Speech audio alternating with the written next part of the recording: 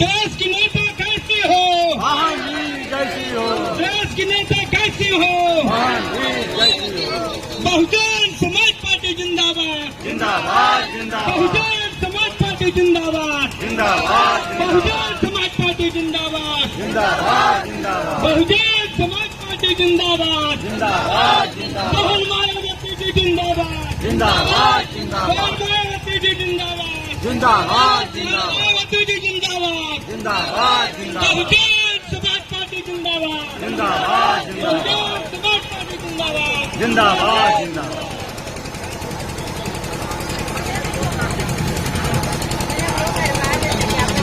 Hello श्रीमान जी, मेरा कुछ निवेदन था। ये जो सुप्रीम कोर्ट में ST/SC का जो क्रीमी लेयर लगाया है, मैं पूरे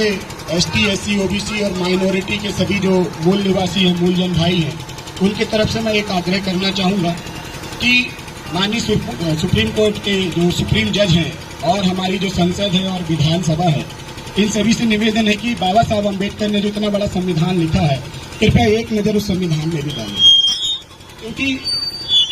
क्योंकि उसी संविधान की जो धारा है, मूल अधिकार भाग 3 और भाग 3 का जो 13 बोलता है, 13(3) का और 13 बोलता है कि जो अधिकार हैं, जो संविधान बनने से पूर्व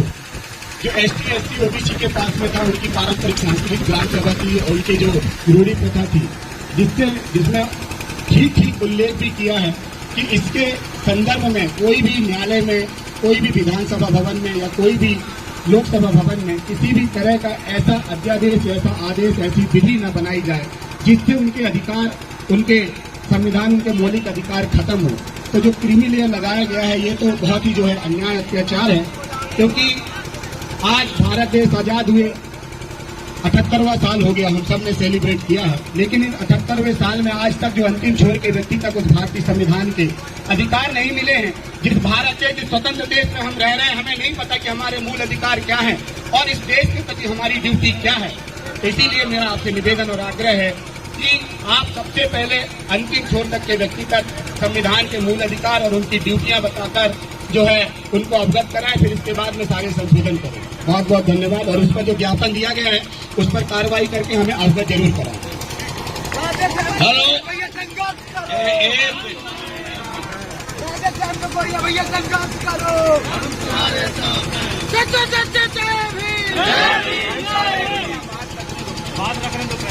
आंदोलन में उपस्थित सारे क्रांतिकारियों को, आप सबको बधाई देते हुए हम इस बात को माननीय ADM साहब से बताना चाहते हैं कि जो ये ज्ञापन दिया गया है, इस ज्ञापन तक ही हम सीमित नहीं है। हम अपने अधिकार के लिए अब पूरे भारत के लोग जाग चुके हैं और हम जो ज्ञापन देने आए हैं, वो ज्ञापन है राष्ट्रीय आदिवासी एकता परिषद का। आज कटनी नहीं, भारत के 550 जिलों में, 4000 तहसीलों में ये जल जंगल जमीन से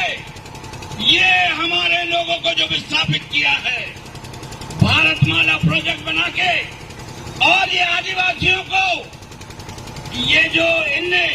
पर्यावरण के नाम पर इस व्यवस्था को, करोड़ों आदिवासियों को बेदखल किया है, इसके लिए ये हमारे ज्ञापन का दूसरा चरण है।